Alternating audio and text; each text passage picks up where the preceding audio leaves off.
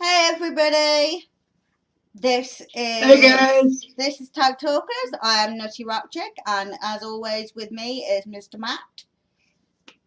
Hey guys, what's up?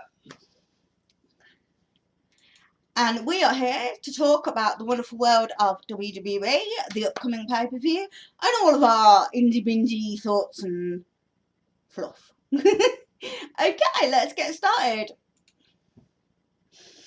Come on, Matt, you've got Okay. the match listings. Where do we start for the pay-per-view? Well, the first match is the pre-show match, which has Kalisto defending the United States title against Alberto Del Rio, also known as Alberto Del Foro. And the way I see this match going is basically Kalisto retaining the title and defeating Alberto Del Rio and hopefully moving on to something else. I'm very much in the same opinion as you. I don't like Del Rio. I've never been a fan of his, especially since he's come back, because he doesn't seem to have any enthusiasm for anything he's doing. He looks bored out there. He looks like he's not having fun, and honestly, it takes away from it for me. Um, he looks like he's going through the motions, not actually like trying to put effort in, if that makes sense. You took the words right out of my mouth. He looks like one of those wrestlers that just came back because he's got a family and WWE threw tons of money at him, most likely, and it's got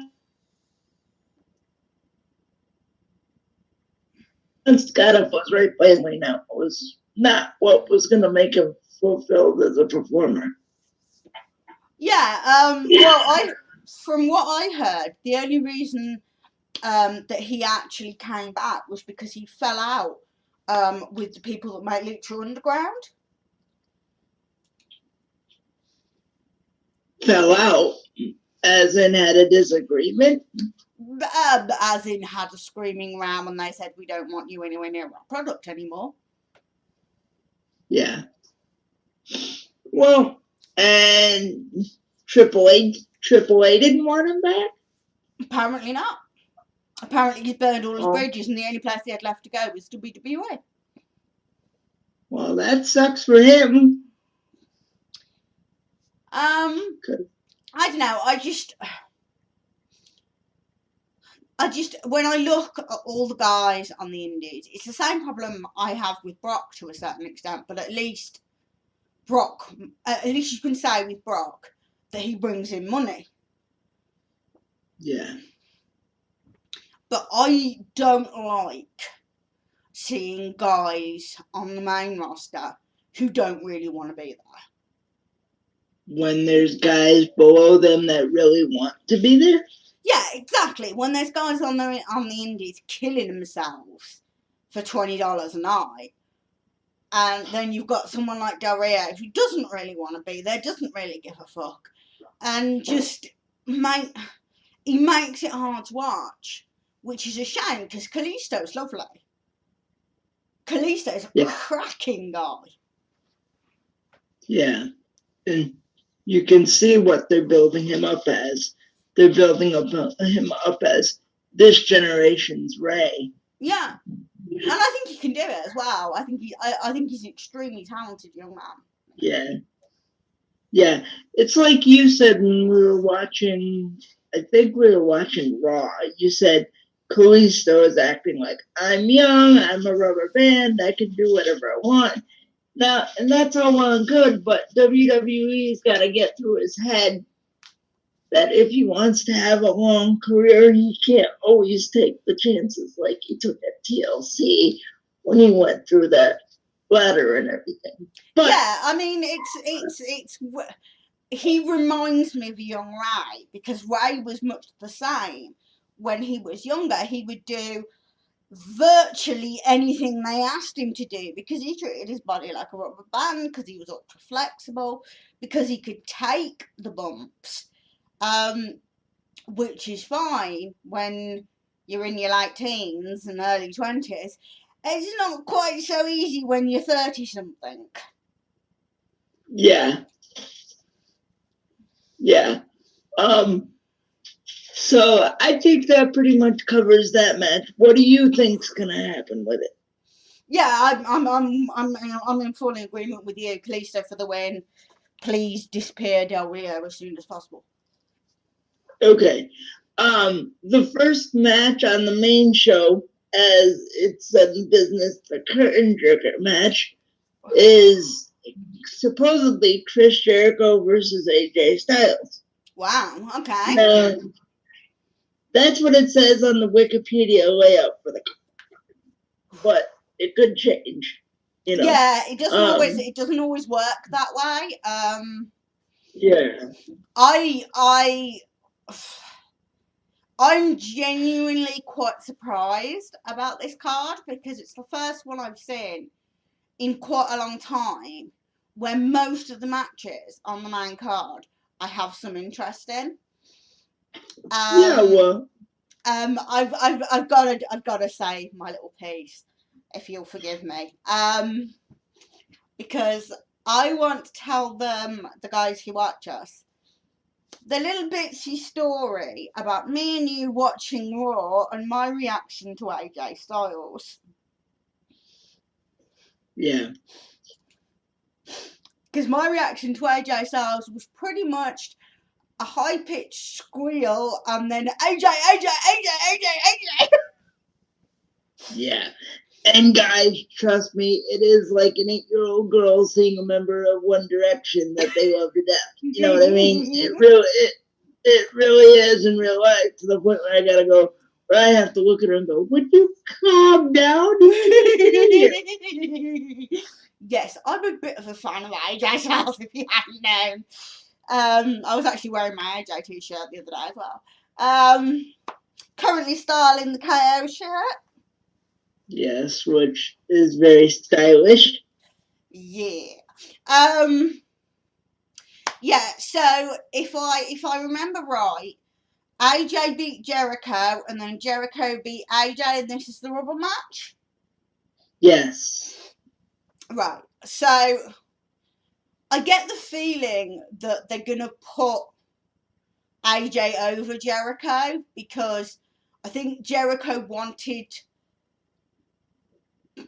to be AJ's first feud. Yeah.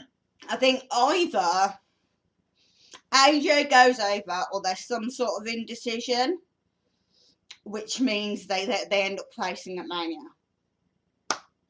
Which you know, I from my perspective, I see AJ going over in this and him facing somebody completely different at WrestleMania. I would have liked it to be Kevin Owens because I would like to see Kevin Owens and AJ at WrestleMania if we can't somehow get KO and Sammy. But, you know, but if they feud all the way up to WrestleMania and then ended at WrestleMania, I don't care either way. But I would like to see AJ go over and then face somebody completely different at WrestleMania. I must admit, there's every time someone says AJ and WrestleMania in the same sentence, there's just something in my brain that goes, yay! Yeah, because it's the one thing for so long. Oh. Yeah, it's the one thing we wanted, and now, just like we got to see Sting on that stage last year, now we get to see AJ on that stage this year. Yeah. And then hopefully next year we'll get to see AJ and Samoa Joe on that same that's stage. what I was about to say. It's gonna be crazy when we've got Kevin Owens, Samoa Joe, Sami Zayn, and Finn Balor on the same card at WrestleMania. Yeah, that's an indie wrestling fans like dream. Yeah, you were literally gonna have to give me CPR halfway through that Mania. Yeah. Okay, and then we have a 6-man tag between Rowan, Harper, and Braun taking on Kane, Ryback, Big Show and Ryback. and Big Show. Don't want this match. Basically a match that they really don't have to put on the card, but they are. Yeah, this is my piss break match, I'll be honest. Yeah. Don't care what it should go over, because they keep losing at every single pay-per-view. So, Wyatt's to go over is my vote. Yeah, mine is Wyatt's also. Then we have, for the IC title, KO defending against Dolph Ziggler with, I do believe, Kevin Owens going over and retaining the title. What do you think? I don't mind if he keeps it. I don't mind if Dolph gets it. Either way, love Dolph, love Kevin. Gonna be an amazing match. Looking forward to that one. Yeah, okay. Then we have Becky and Sasha, meaning Becky Lynch and Sasha Banks. Yeah, versus the bad girls. Tamina and Naomi. Now, as much as I love Sasha and Becky, I have a hunch that the bad girls are going to go over. Yeah, I would have said, I don't know, because they've been going over them pretty consistently. So it might be their turn to get revenge. Yeah. Not sure. Could go either way. Yeah. But everybody's really hot on Sasha at the moment. So there's quite a good chance. Yeah, but I don't think the bookers want to give us, the fans, a big Sasha blow-off till WrestleMania. I don't know, because I reckon they're going to do... It depends if they want to do Charlotte and Sasha at Mania or not. Or whether they're going to go with the thing we'll discuss later when we get to Sasha and the girls' belt. We'll discuss that later. Yeah, which of course follows on. But I don't mind. It could go either way. As long as we get a really good match, I don't really mind who goes over. Well, we have Sasha and Becky in a match, so... Yeah, and Naomi and Tamina can hold their own.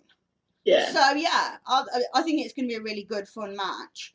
Either there's going to be some sort of miscommunication between Becky and Sasha, or Sasha will turn on Becky, or something will go on. Or Becky will get pissed off and turn on Sasha. Yeah. Because Sasha's getting all the accolades and everything. Yeah. Then we have Charlotte taking on Brie. Sorry. The twins are interchangeable. No. Let's get this right, because let's call a fish a fish. This is Charlotte versus Mrs. Daniel Bryan. Because that's what the entire build-up for this match has been. This is Charlotte versus Mrs. Daniel Bryan. It's got nothing to do with Brie and Brie's wrestling history, or the Bella twins, or anything like that. This is all about the fact that Brie's married to Daniel. And that will be the only reason she wins if she wins. I just want to make that clear. This isn't about wrestling ability, because Charlotte could wrestle rings around Brie. I mean, Brie's the better of the sisters, I admit that. But even still, Charlotte could wrestle rings around either of the Bellas. So it is literally, will Brie Bella get the belt because Daniel can't wrestle anymore? That's pretty much the question. Yeah. what they're trying to do is give her a moment. Give her a moment before she leaves the ring. Is basically what they're trying to do here. And goes to make baby Bryans. Exactly. Yeah, like I said, I don't know. It could go either way. But Charlotte could keep the belt. Brie could win the belt and then pass it back to Charlotte. I don't know. But if Charlotte makes this match look really, really good, although it'll cement her legacy that she can make anybody look good. Yeah, I agree with you. I think what would be interesting would be if they put the belt on Brie and then Brie got beat by Sasha and Sasha left. I mean, Brie left and Charlotte said, well, I never lost the belt to Sasha, and uses her rematch clause on Sasha. Yeah, which that could be a way that it goes. It's doable. Yeah, and it would be a good storyline way to build it into Mania. Yeah. Then I'm pretty sure, besides that, all we have left is the triple threat between Roman, Dean, Whoa. Before we hit the main event, we cannot continue without mentioning what will be the coolest segment in small pay-per-view history. The cutting edge peep show. Yes. Edge and Christian, my boys. Yes. And the New Day. Now, I can't quite make my mind up because the Dudleys have been going on this big rampage. So do Edge and Christian set up the Dudleys versus the New Day for the tag titles and talk the New Day into it because the Dudleys are their old mates? Or do Edge and Christian introduce somebody from NXT? Like, take your pick. Who are the boys that you think of when you think of the next Edge and Christian? Kaz and Enzo? That would be my bet. I think that would be a fantastic way to bring them in. Yeah. So, I didn't think about that. That would be amazingly awesome. Because, it's the perfect setup. The original old school team of Edge and Christian with the tag team champions in the ring. It's either got to be them putting the Dudley boys into that position or them bringing in a new team to face the New Day. Yeah. And I think Edge and Christian would be perfect. Or even American Alpha. I wouldn't be shocked if they brought up Chad Gable and Jason Jordan and they won. Either way. Yeah. Either way, I reckon, I think that would be, it's such a good platform to launch somebody. I think it's got to happen. And there's I reckon that there is going to be a tag title match on this pay-per-view. That's the Nutty Rock chick. Where? The Nutty Rock chick seal of predictions is we are going to get a tag title match on this pay-per-view.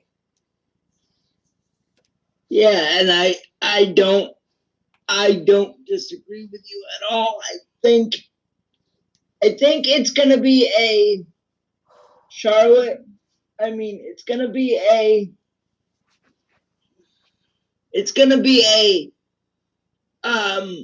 AJ versus Paige the night after WrestleMania kind of deal, where we don't expect it, and then it but happens. it happens. Yeah. And the titles change hands. Yes. Yeah. Absolutely. I like where you're going with that. I definitely think that is going to happen. And then we have the main event. Now, I'm going to set this up by saying from the first time they said we were getting a three-way between Ambrose, Brock and Roman, what was the first thing I said? That you wouldn't be surprised if Dean won. And just before the last pay-per-view, before Dean's Continental match, I mean on Raw, yeah, just before the Intercontinental match on Raw, what did I say to you? You wouldn't be upset if Dean Ambrose lost. I said the only way that Dean Ambrose is winning the three-way is if he drops the belt. And he dropped the belt on Raw, and the second he dropped it, I said to you, now all bets are off. Because that he's walking in without a title, he's dropped the title before the match, and they don't normally do that unless they're going to put another belt on them. And the fans are honestly more behind Dean than they are behind Roman. Yeah, Dean gets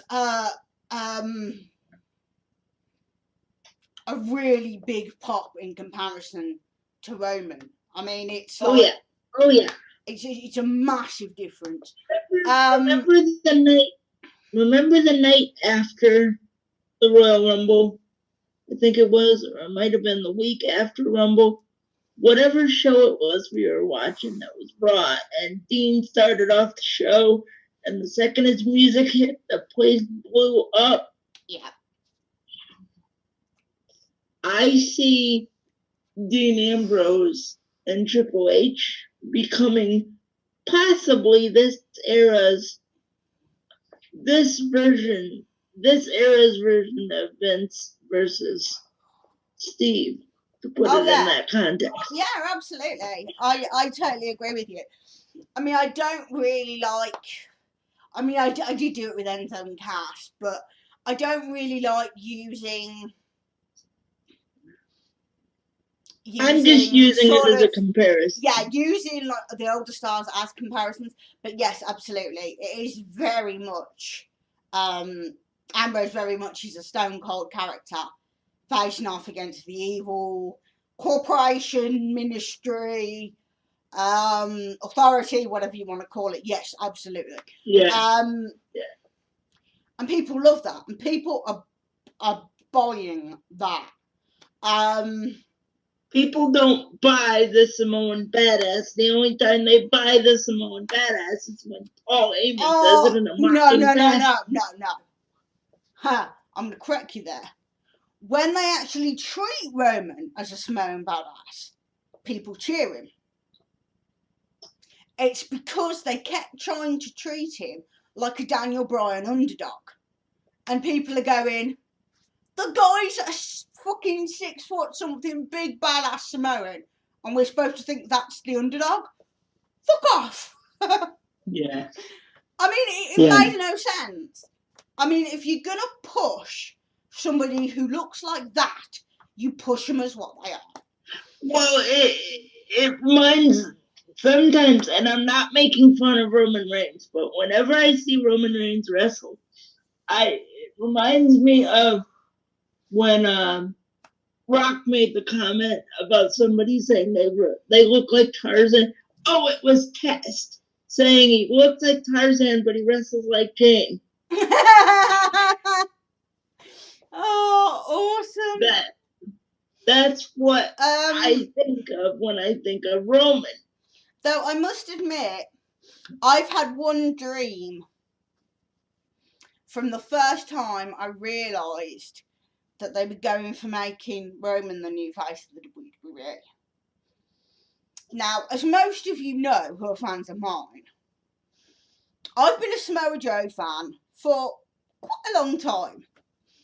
And I told Matt this the other day when we were talking about wrestling, as we seem to do pretty much all the time, but hey, that's Every life. day. Yep. Between playing Xbox and watching stuff, yeah. Yeah. So we hang out every day, guys. So yeah, my dream scenario would be Roman coming out with the title belt and Samoa Joe's music hitting. Now, I would love, my dream beyond dream would be this happening at the end of Mania. I'm not holding out for that because I think that might be me dreaming too hard. But I've always wanted Samoa Joe to come out, turn around, and say, I'm what a real Samoan wrestler looks like. I'm not a pretty boy born with a silver spoon in my mouth. I'm a guy who fought from the lowest streets all the way up, who didn't have like the family background and all of the links and all of the connections. I fought my way here. I fought every single step, and I'm going to fight you for that. And I've wanted to see that promo since the first time I heard they were pushing Roman Reigns as the next big thing. Yeah. And what I want to see. So Dean Ambrose, unless Roman wins and I get Samoa Joe to face off with Roman, that's there. No, I want to see Dean. I want Dean to win. Yeah. But if I have to put up with Roman Reigns, I will only put up with Roman Reigns if I get Roman Reigns versus Samoa Joe. Yeah, and I don't blame you on that. But yeah. So that's pretty much our rundown of Fastlane, guys. But for now. But I want to go into a couple other things with this video. I want to go into what your thoughts on NXT as of late have been. Either I can go first or you can go first. It doesn't have to be on a topic basis. I just want to throw out thoughts out there that we both have and see what we both think, like we usually do. Okay. Where do we start? Pick an area to start with. Let's say the women. Okay. So you've got Asuka, Nia, and Bayley. That is a WrestleMania match. I'm saying it now. I don't care who books it. That is a match I would pay to see. They're amazing women. I also like Alexa Bliss, but I think I don't know, she's alright. I can't stand Dana Brooke. I want to smash her head into a wall. It couldn't make her any less attractive. She looks like she's made of plastic. It's just wrong on so many levels. Anyway. Sorry, I have a Dana Brooke issue. But I know. The same can be said for Eva Marie. Eva Marie is just all pretty and no follow through. She's the Sable of her generation. Yeah, she really is. I just don't rate her at all. She looks cute on the covers, and she can pull off a catsuit, but that's about it. I'd much rather watch Bayley, who is lovely, and Carmella, who I adore. I got to high five Carmella at NXT Live. That was fantastic. Yeah, that's my thoughts on the girls. Okay. Now, I love Bayley. I love Nia because of the fact that she doesn't look like a blonde or red-haired or brown-haired Barbie doll. She looks like a Samoan version of Awesome Kong. Yes. That's what she reminds me of. Yeah, well, no, I don't think she's quite as big as Kong, but she's not. She's a full-figured woman. But I love that. As much of a badass as she is, she's a real badass. But those thighs would definitely keep your ears warm. Sorry. You can tell. Yeah, you can tell that she takes care of every girl she's in the ring with. Oh yeah. I haven't seen her hit a bad leg drop once. No, she definitely knows what she's doing, and she's obviously putting a lot of work in, which is great. Yeah. Bailey is, of course, what can you say about that girl that hasn't already been said? She can just want to hug her and hug her and hug her and hug her. Yeah. She can work with anybody. She could work with a freaking mop, a paper bag. She can just, oh my God. She's lovely. I love Bailey. Then you got Carmella, who, when she first came in, I just saw her as this blonde girl that was playing a Jersey chick, and now she's really, really, really growing on me. Yeah, to be fair, I think a lot of what helped me with Carmella was Breaking Point. Breaking Ground. Breaking Ground, yes. Point. Ugh. Yeah, it. Was that a pay-per-view once upon a time? Anyway. Yes, yeah. It was. Breaking Ground. And seeing her relationship with Cass, and hearing her talk about her relationship with Bailey and how they're such good friends, and it added a level to her that you don't really see just watching NXT. Yeah. I think that was what took her for me from being just another girl to being something special. Yeah. When a diva when a woman comes across as, I wrestle in the ring and I do what I have to do, but I come home and I talk about it with my significant other because I care about it that much. Yeah. That earns my respect. Like, I don't think, I highly doubt Eva Marie does a match, comes home and talks about it with Jonathan, unless the WWE Divas, Total Divas cameras are there. I highly doubt it. Now, the one bone nitpick bad character that I've told you that I think WWE's developed in NXT is the drifter Elias Sampson. I don't know. See,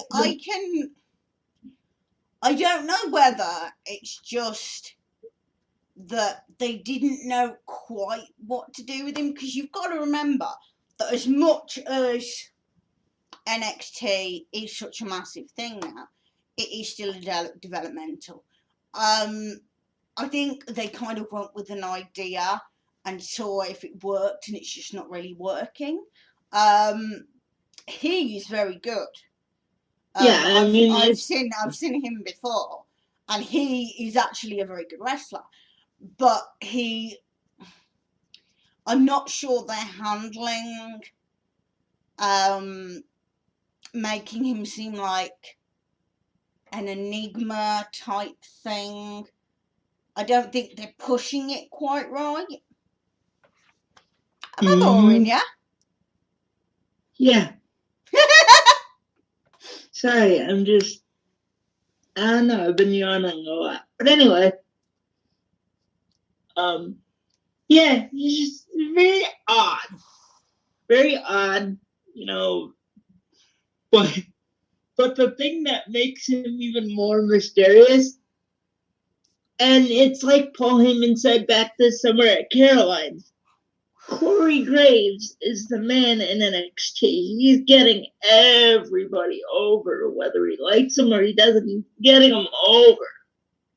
Yeah. And I like how a couple weeks ago he started talking about going around Pittsburgh because they're both from that area and talking to drifters and homeless people, and nobody has an idea who this guy is, and trying to give him some further along the story to try to get the people interested, and it's just not working.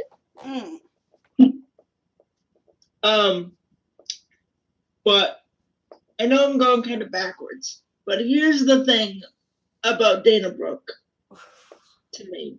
She reminds me of a Beth Phoenix, just shorter, without the passion and without the charisma.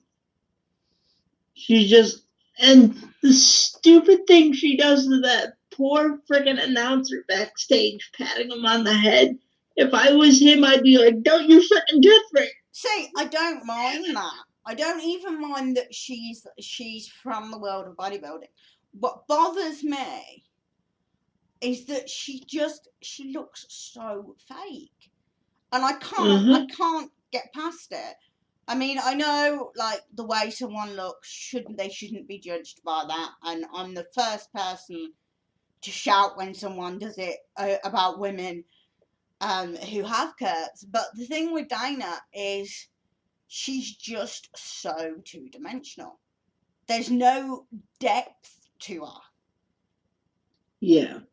She's just sort of, look, I'm a Bratz doll. And that's all she is. There's no... It doesn't... Even when they do Breaking Point and they're trying... Breaking Ground. Yeah, sorry. Breaking Ground. And they're trying to put her over as a person.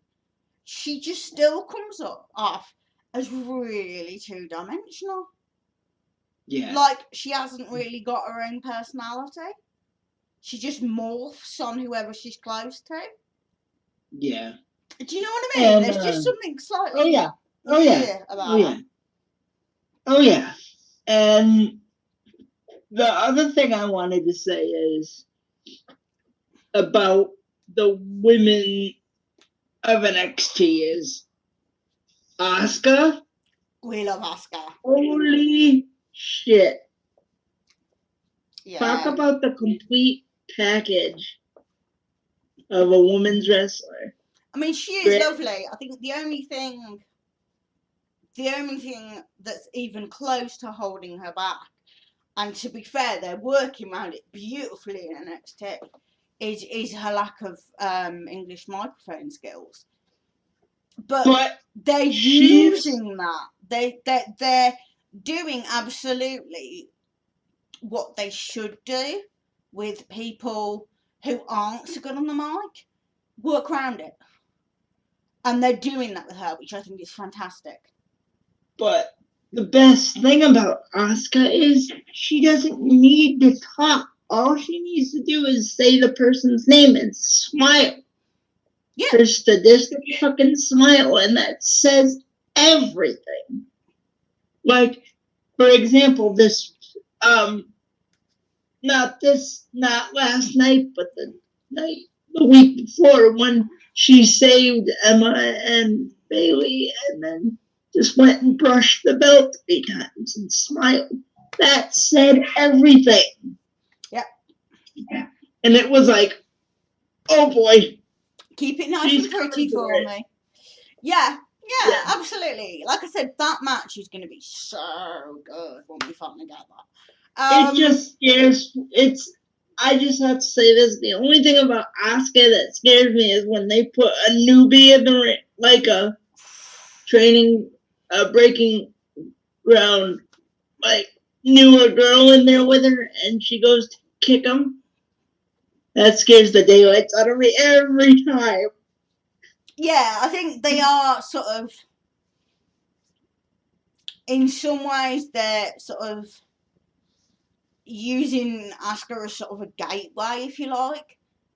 where they're putting people in the ring with Asuka and going, if you can take 10 minutes with this girl, then you're on the right track.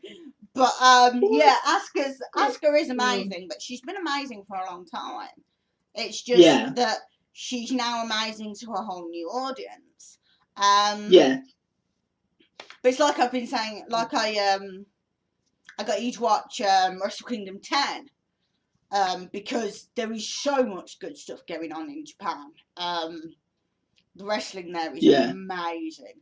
And now I'm addicted to it. Sorry. It's okay. It's quite alright. It broadens my wrestling world knowledge and watching but how others work. There are some really good. There are some really good ones. But the other thing I want to go on then. The other thing I want to talk about NXT wise is the tag team division. Because right now, the tag team division is by far the hottest thing on that show. I mean, well, they've got two awesome face teams and two heel teams. Well, we have, and then you've got the Vaudevillains who have just gone heel. Who I still think the Vaudevillains have got a lot of run left in them. I think they're really good. Yeah. Well, we have Dash and Dawson, the tag team champions, which I like them. They remind me of an old school team, but they're missing a little something. Yeah, they're all right, but the thing with them is I don't know whether it's the guys themselves have chosen to do that sort of charismatic plus just straight out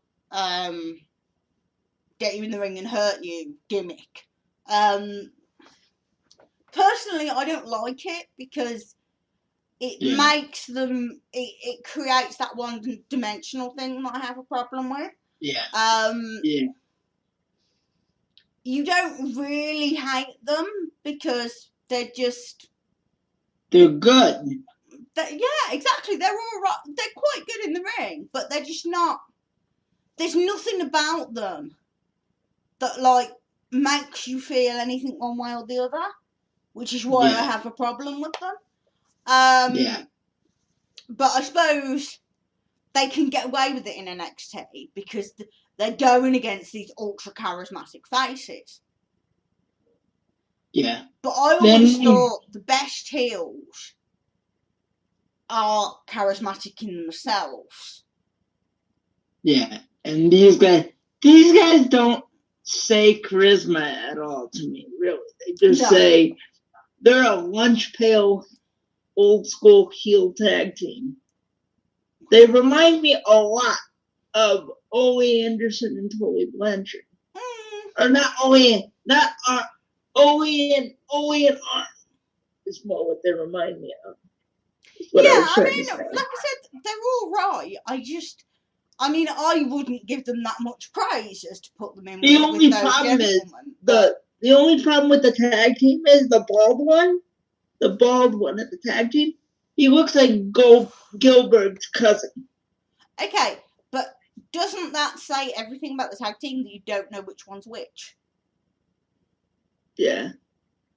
I'm sorry, I don't pay attention, but yeah. No, but that is something about. Well, I do pay attention. I just don't know which one's which. Yeah, but they don't have personalities. They don't have anything you can stick to and go, right, that's that one, that's that one. There's nothing defined definitive about them. Yeah. Do you know what I mean? There's no. Yep. There's nothing that. They're just very bland. Oh, yeah. And then we've got the two that are with Alexa Bliss, which they are mixed up in some sort of metrosexual, homosexual. I don't know what they are. Since they started coming out in Freddy Krueger outfits, I've just been like, what? With her nail, with the nails and stuff. Nah. No. Doesn't make any sense whatsoever. They're in these ripped fishnet shirts and Yeah, no, I'm braided not. hair and Yeah, I don't get them at all. yeah, it's beyond strange. It's like Alexa's the midget dominatrix of those two, and those two are just like wrapped around her finger. But Yeah, they're just sort of. I'm trying to remember their names. it's Blake and Murphy. Ah, yes. Very vaguely remembered that. But no, I just, again, Yeah. I don't think they really Every time have they've anything. come out, you've said the same thing to me. They remind me of a gay tag team or something like that. Yeah, they don't have. Which is See, okay. you've got the vaudevillains, and they've got so much character. You've got Cass and Enzo, who've got loads of character.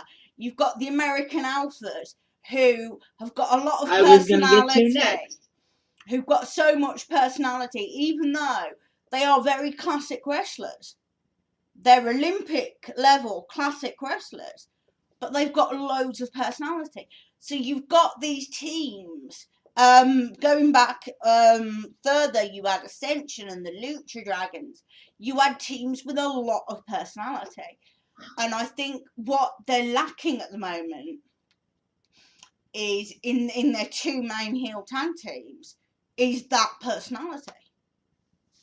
But Yep. I love American Alpha. Jordan, Jordan, Jordan, Jordan, Jordan, Jordan, Jordan, Gable, Gable, Gable, Gable, Gable. See, I know their names. But that's what I mean. It's you have to have that personality to get across.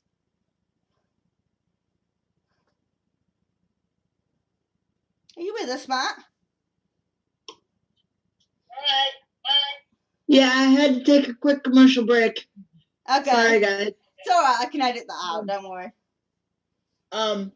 But the other group is the big group is American Alpha. Yeah. These guys are just amazing. They're I don't know.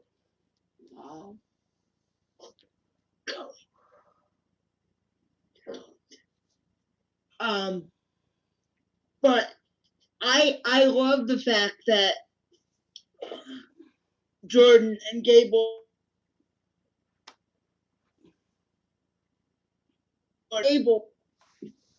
Gable really did unlock something in Jordan, and it's unbelievable to see it. Yeah.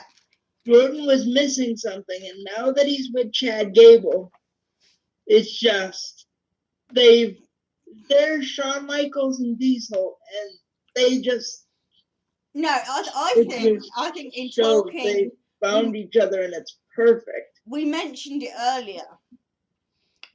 In that I think they are very much also like an Edge and a Christian. Yeah. Because Jordan's the quieter one, and Gable's the more sort of out there one, and he brings Jordan out of his shell. And I think that's very much Edge and Christian.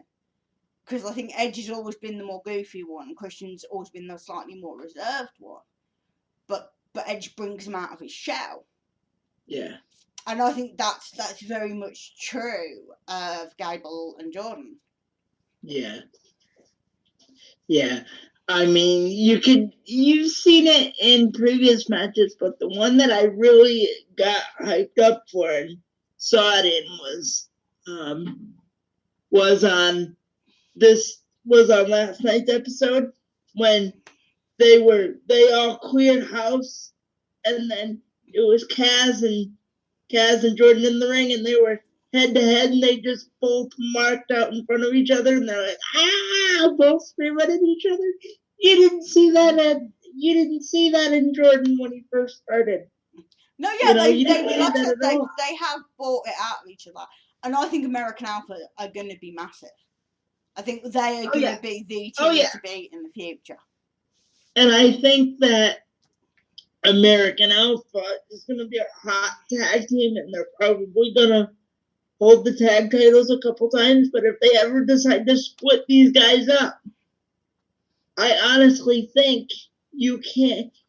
Vince won't be able to deny Chad Gable. No, he's brilliant. I think he's Nor awesome. will he be able to deny Jason Jordan. If Jason Jordan can keep his confidence up, you can't deny that kid either.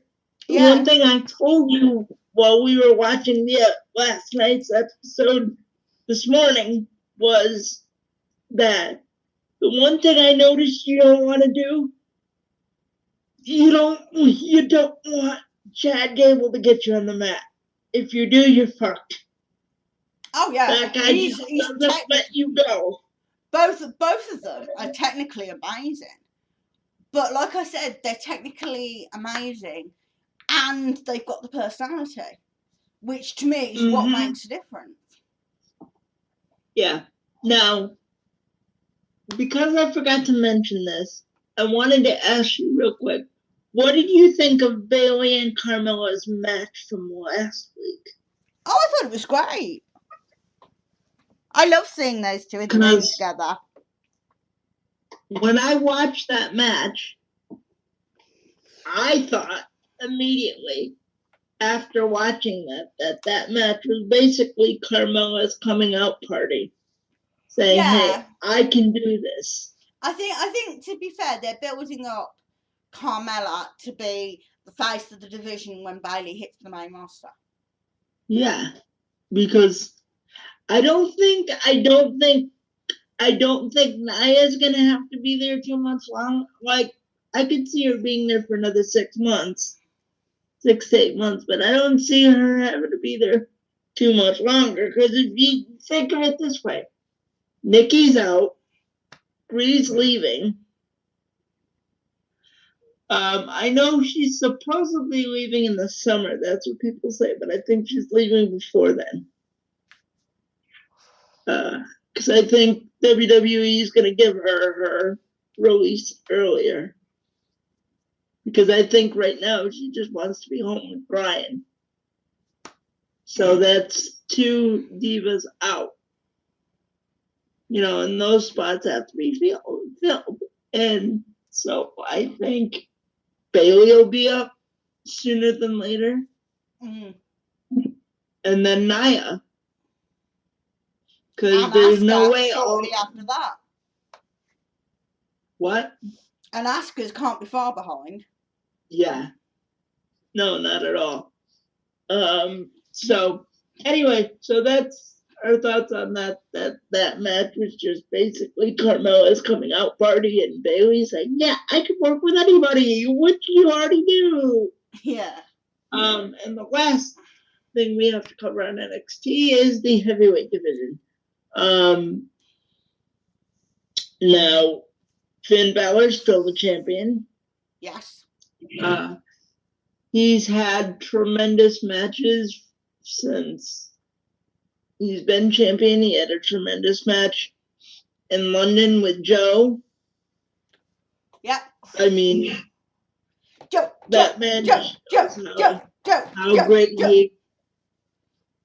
Yeah, that man just shows how great he really is. And then he had a match a couple weeks ago with Apollo Crews that was just, wow. It was just his thing saying, I may retain the title, but I'm making sure this guy is champ. You guys know what this guy's got. Yeah, I mean, Apollo Crews is amazing. But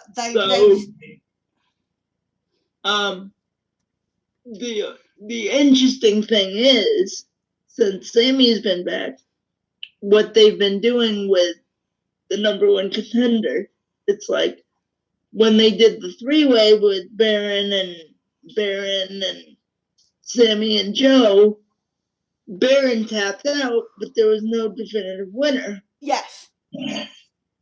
And then last night, Sammy and Samoa Joe had a match, and it was a knockdown drag-out affair, which Sammy, gotta love him. The guy looked like he had been murdered at least 7 times. I love Sammy. Yeah. if you want to learn how to sell, just watch Sammy. And it's like you said, it's a blessing of the skin tone people of Europe that when you folks wrestle, you can tell when you're actually getting hit because you can see the bruises and the welts and everything really, really well. Yes. And it's amazing because it's like you and I talked about. It's like I was so excited that I told you the finish of the match before we even watch NXT this morning. And usually you hate finishes where both guys get counted out, but that one was done perfectly. So well, there was nothing wrong. Yeah. That's what a good so-called dusty. That right there's a Dusty's record. Not when everybody runs in. When there's a pin count made or a double count out, but it's done so well that you don't care. Mm-hmm. That's a true Dusty finish, people. Because both Samoa Joe's shoulders were down and Sammy's shoulders were down. And on top of that, both combatants had a part of their body on the other one. Yeah. And you're watching that going, damn, that's how it's done. Yeah. You know, it's not the way Vince McMahon or whoever writes their finishes up there with roll-ups does it. Roll-ups are lazy. This wasn't lazy. This was perfect. Being in the heavyweight division, though, I like that I've really seen over the past couple of months even, some real development on Baron Corbin. Well, this is the thing that I keep saying about the NXT does so well, is it's sort of like when you say number one contender for the WWE title, at best there's 3 people ever.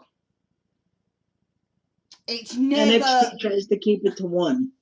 No, NXT, it's literally, you can take your pick of the top guys. Because you could put Apollo in a title match at any time and it'd be fantastic. You can do the same with Baron. You can do the same with Sammy. You can do the same with Joe. You can do the same with, do you know what I mean? There are. Yeah. They're very interchangeable. Yeah, they've got a lot of talent that they can work with. So and therefore, if somebody got hurt or called up. Exactly. It's designed to be flexible, whereas the WWE system is not flexible. It hasn't been flexible for a long time. Yeah, and well, basically, what's gotta make it so hard for Triple H is he's working his system the way it should be run, and then he's going to Raw and seeing the way his father-in-law runs the system. He's got to be going, oh, why don't you just go away? I'll fix this. Yeah. You know. Yeah, I think we all agree with that. So and anyway, I think that's about our summary done, isn't it? Yep. Okay, thanks for listening, boys and girls. We love you lots. Mwah. Talk to you guys later. Bye.